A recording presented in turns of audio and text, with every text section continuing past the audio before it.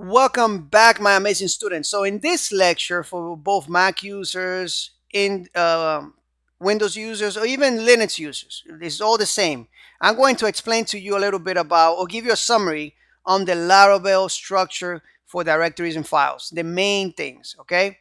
Because we're going to learn about this stuff later on anyway, individually, okay? But I want you to have an idea, because there are a lot of folders and files, and it's good to have a general idea on what they are, okay? At least how some of them work. And I'm going to give you that in this course, okay? So here goes. The app folder is the main app, the main folder for our application, okay? This is where we're going to keep our models and where we keep our controllers. So you're going to learn about that later, okay? Don't worry, I'm not going to get into them, but you're going to, I just want you to know this is the main thing. Bootstrap is a folder where the whole application gets bootstrapped. Okay, bootstrapped meaning that it's going to start. It's going to get things from other files, and it's going to start our application. Okay, it's a little bit more advanced to kind of get into that. But anyway, we got the configuration folder here. This is where all our configuration files are located. For example, if you want to deal with configurations for the database, you go to database.php and you put here, hey, I want to use, instead of MySQL, I want to use SQLite. And your connections are down here for whatever database driver you want to use. Postgres or Microsoft Server, whatever, okay? Mailing, if you send mail, there you come here and you say, hey, I want to use SMTP, or I want to use something else, and you come and change it for SES or Mailgun or Postmark. You get the idea. That's the configuration files there on the configuration folder. Okay, there's a lot of data here. I don't want you to get overwhelmed. I'm going to give you this information individually anyway as you go through the course. Okay, the database folder. This is where you keep your migrations. This is how we create tables. Yes, we create tables with Laravel. It helps us create tables. We create a database, and then we can manage the tables within our application. It's going to be awesome. We can also create files where we create a lot of data to test our application, and factories and seeds. Okay, public directory. This is where your public files will be located. Your CSS, your JavaScript, your index.php is right here. Your htaccess file, okay, for security. A whole bunch of little things here. Your robots.txt, public directory, okay, in the main public area of your app. Your resources. This is where the files that need to be compiled, because we compile files in here, okay, using Webpack. Right here, you see the Webpack configuration. So using that program, Webpack, and you can look it up online, we are able to grab a whole bunch of files, let's say a whole bunch of JavaScript files, and compile them into one JavaScript file. A whole bunch of CSS, or a whole bunch of Sass files and compile them into CSS, or a bunch of CSS and compile them into one CSS, and so on. Language files as well. Here, we keep them here. We also have views. This is the HTML part of our application. This is where we're going to keep them. If you have a contact page, this is where the data would be for the contact page, your HTML. If you have a about page, that's where your about information will be, unless it's pulling from the database. If it's pulling from the database, we make that request to controllers, and controllers make that request to databases.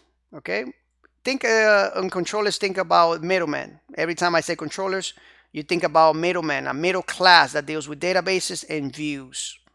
Okay, I'm gonna explain that to you later. Don't worry. So that's what the resources is for compilation. And once you compile them, they go to the public folder. Sometimes these files are created. If, for example, you compile the JavaScript, it's going to create a JavaScript folder here automatically behind the scenes. Laravel is going to do that for us. We got the routes folder, the very famous routes folder. We're going to be in this folder a lot. Well, this is the thing. Edwin from the past is dealing with an old version of Laravel. I think I explained that to you already. But just in case you forget, every time you see Edwin go into app, HTTP, routes.php, a file that does not exist in the new versions of Laravel. Every time you see Edwin from the past, go in there. Do not go there. Go to routes and web.php.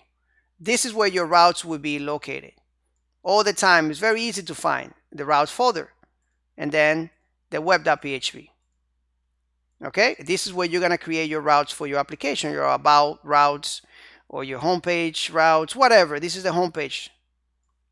Your API, if you want to create APIs, endpoints that are not public, endpoints that you can make to your application that is going to request some type of data from the from your application, in this case the user, or from maybe a database.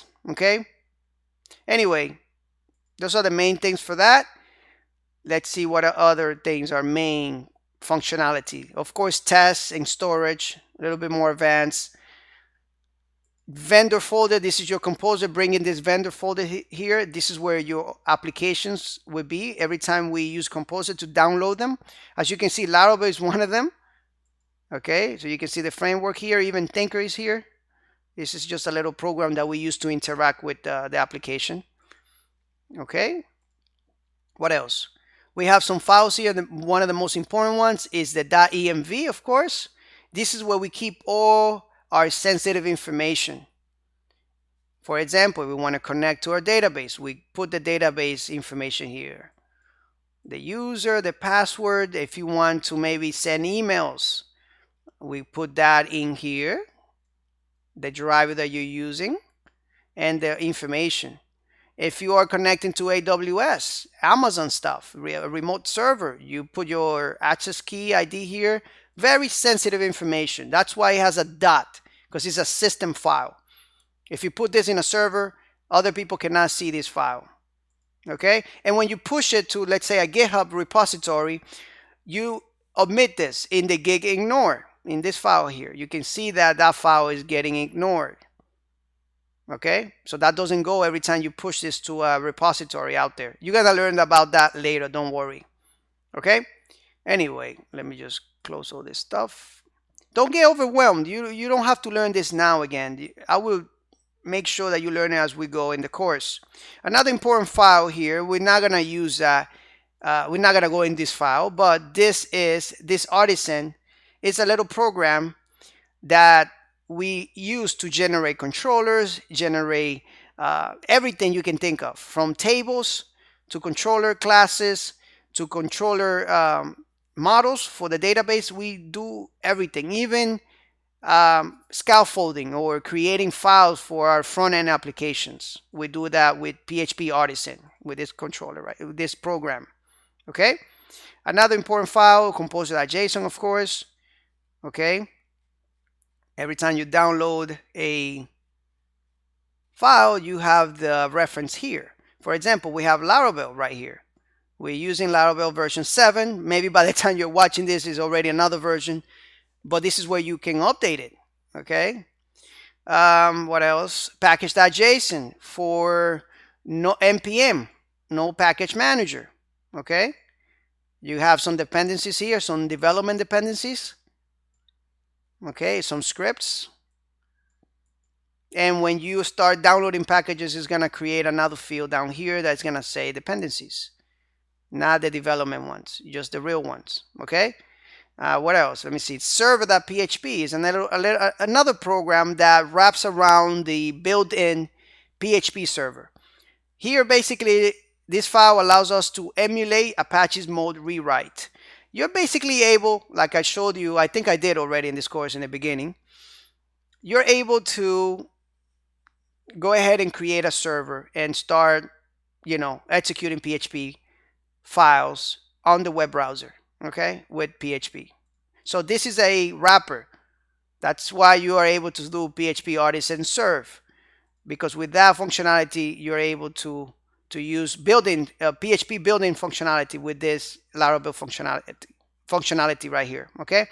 Another thing, Webpack. Okay, Webpack MITs here is a wrapper as well. Okay, and it uses Webpack. This file here, the MITs file, we're using Laravel Mix here to wrap around the functionalities of Webpack. Webpack will allow us to compile files. In this case, we are compiling something, app.js from resources, like I explained earlier, to public JS. Okay? So it's going to create a JavaScript file there with all the functionalities of the app.js. So if you go to the resources and you go to JavaScript here and you go here, you can see here that this is requiring Bootstrap. So it's requiring this file here as well. And this is requiring other things. And all that stuff is going to get compiled into the public folder in a JavaScript file somewhere. Okay? So that's what Webpack is going to do. Now, guys, don't get overwhelmed. I know it's a lot of information, but once you start playing around with it and you spend a couple hours on it, it's going to get easier and easier as time passes by, right? As time goes. Anyway, hopefully I was clear enough. If I wasn't, I'm sorry. I did my best here. If you have any questions, put it in the discussions. Thank you so much for the support, guys, and I'll see you on the next lectures. Take care.